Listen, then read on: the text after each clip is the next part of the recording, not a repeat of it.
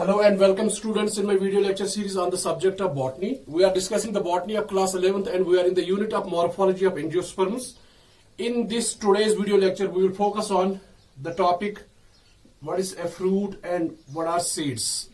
Fruit क्या होता है और seed क्या होता है. शाबाश, फर्स्ट हम फोकस करेंगे फ्रूट के ऊपर.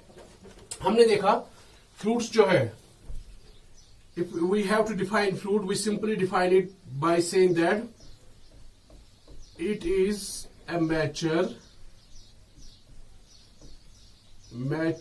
or ripened ovary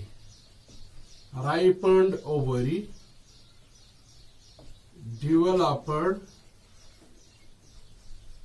after the process of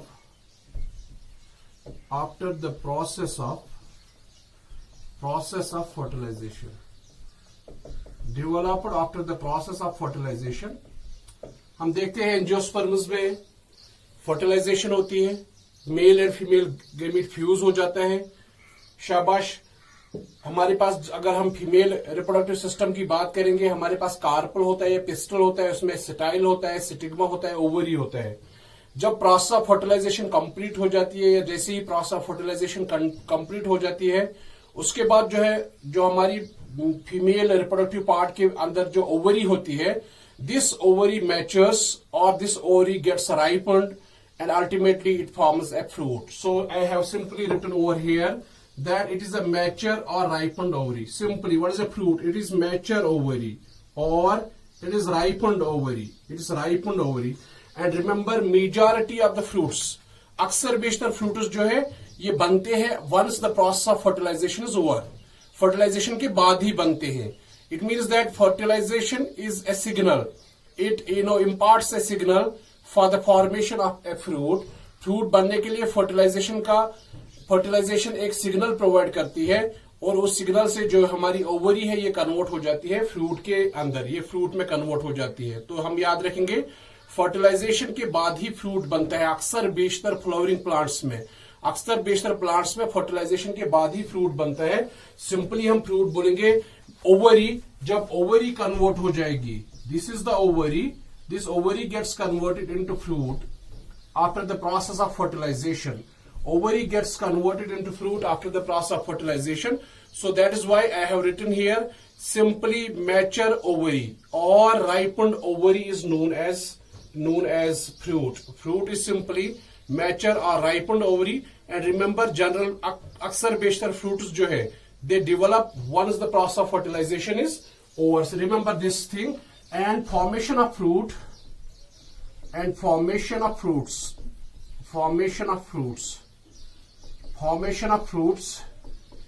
is characteristic feature of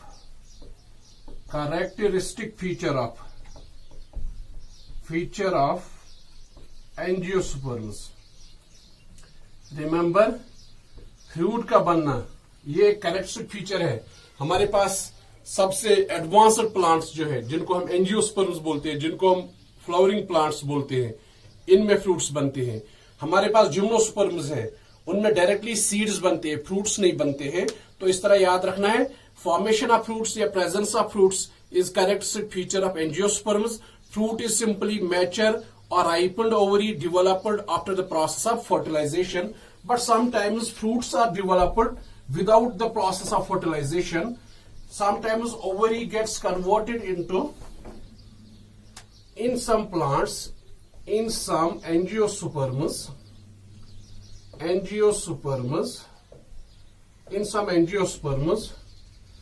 fruits are developed without the process of fertilization. Without the process of fertilization. But remember, such fruits are known as parthenocarpic. Such fruits are known as parthenocarpic fruits. So if fruits are developed without the process of fertilization, such fruits are called as parthenocarpic. हम उन्हें parthenocarpic fruits बोलते हैं. मैंने आपको पहले case में बताया हमारे पास ओवरी थी, फर्टिलाइजेशन होती है, FER is fertilisation, we get a fruit. This is normal fruit.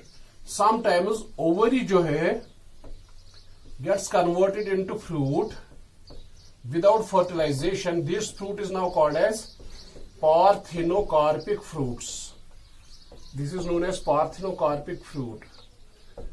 Remember, when the process of fertilization is involved in the process of formation in the formation of a fruit, such fruits are normal fruits.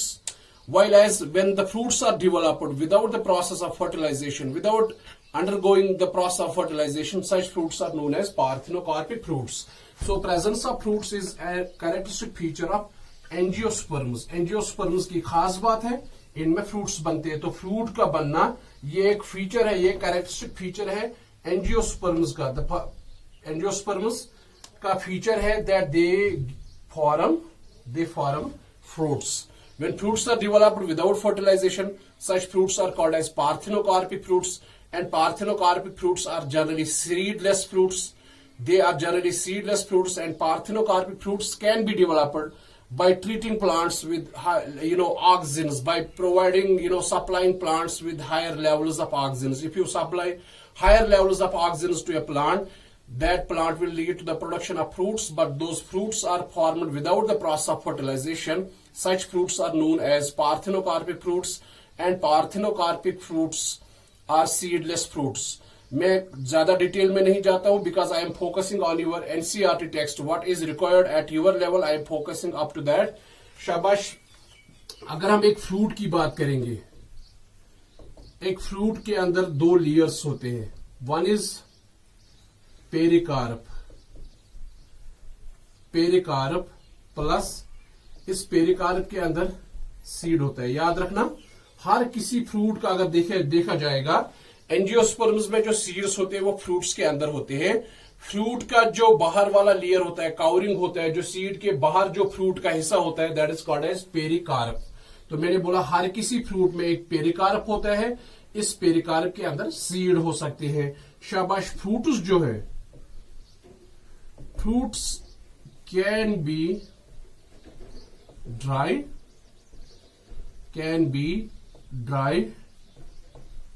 or fruits can be fleshy, thick and fleshy. Fruits दो तरह के भी हो सकते हैं. मैंने आपको बताया हमारे पास अगर हम एक फ्रूट का स्ट्रक्चर देखेंगे, आपको दो चीजें नजर आएंगी. एक आपको फ्रूट जो है उसको आप पेरिकार्प बोलते हो, उस फ्रूट के अंदर आपको सीड्स मिलेंगे.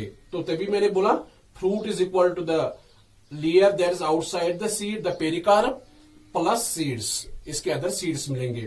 फ्रूट्स जो है ये दो तरह के हो सकते हैं. या तो ये ड्राई हो सकते हैं, या तो ये फ्लशी हो सकते हैं, थिक हो सकते हैं, जिनमें लॉट ऑफ वाटर कंटेंट होगा, उनको हम फ्लशी बोलते हैं. शाबाश. फ्रूट्स दो तरह के, या तो ये ड्राई है या तो ये फ्लशी है. अगर इन case of fruits, in some fruits the pericarp is fleshy and thick. Shabash. And is differentiated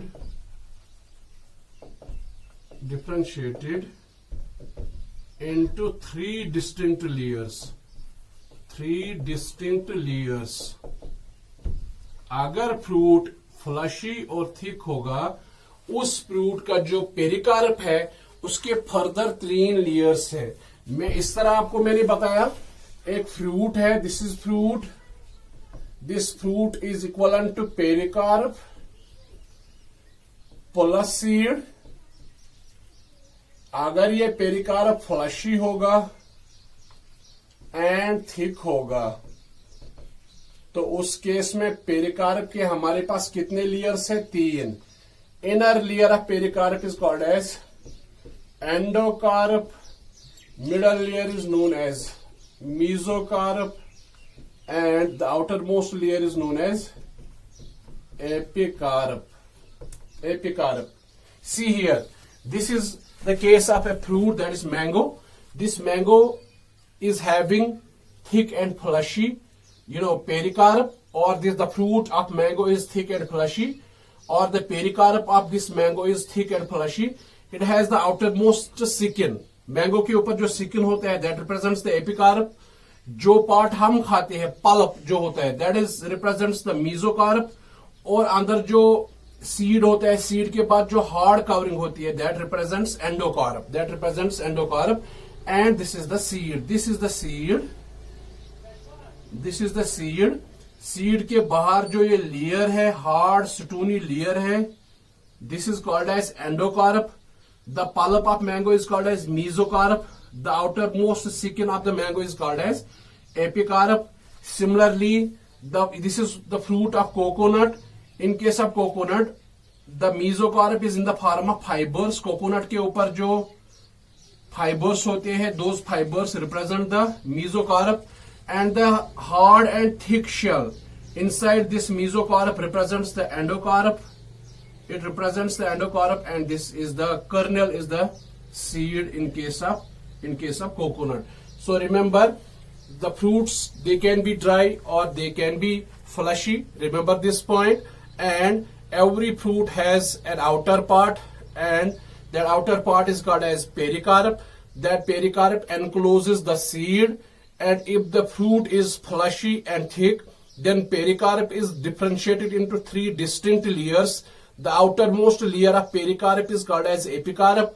The middle portion of the pericarp is known as mesocarp, while as the innermost layer of the pericarp is known as endocarp.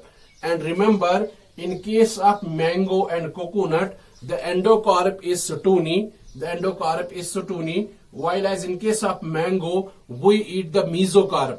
जो हम pulp खाते हैं, जो हम mango खाते हैं, that is actually the mesocarpic part. That is the mesocarpic part of the pericarp.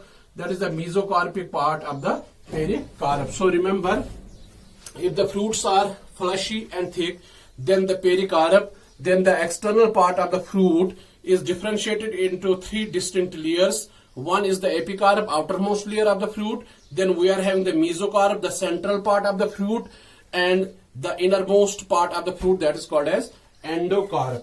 मैंने यहाँ पे जिक्र किया दो फ्रूट्स के बारे में. एक मैंने कोकोनट की बात की, एक मैंने बात की मैंगो की बात की. ये दोनों केसेस में जो फ्रूट है, दैट इज ड्रूप. शाबाश. In case of coconut and mango, the fruit is known as, इसको हम बोलते हैं ड्रूप. रिमेंबर, ये ड्रूप क्या मतलब होता है? शाबाश. ड्रूप जो है, drupe is a type of fruit here. Endocarp, innermost layer of pericarp. Endocarp is stony, hard and stony. Is hard and stony. हमने कोकोनट में देखा हार्ड शेल होते हैं. That represents the endocarpic part of the pericarp, or that is the endocarp of the fruit. इसी तरह mango का जो fruit है, उसके बाहर जो छिलका है, वो छिलका जो है, मैंगो का जो सीड है, जो सेंटर में उसके सीड है, उस सीड के बाहर जो छिलका है, दैट रिप्रेजेंट्स द एंडोकार्प. ये जो दोनों केसेस में एंडोकार्प जो है, ये बड़ा सख्त. इसी तरह आप एप्रिकॉट में देख सकते हो, इसी तरह आप आलमंड्स में इसी तरह आप पीचेस में देख सकते हो, इसी तरह आप प्लम्स में देख सकते हो. ये सारे केसेस में हमारा एंडोकार्प जो है बड़ा हार्ड है, सख्त है और स्टूनी है. जब एंडोकार्प, जिस किसी फ्रूट में एंडोकार्प हार्ड एंड स्टूनी होगा, ऐसे फ्रूट्स को हम बोलते हैं ड्रूप. सो मैंने यहां पे लिखा है, in case of coconut and mango the fruit is known as drupe. Remember, drupe. And drupe is a type of fruit. Drupe एक ऐसे किस्म का फ्रूट है जिसका एंडोकार्प बड़ा सख्त और स्टूनी होता है, पथरीला होता है. शाबाश.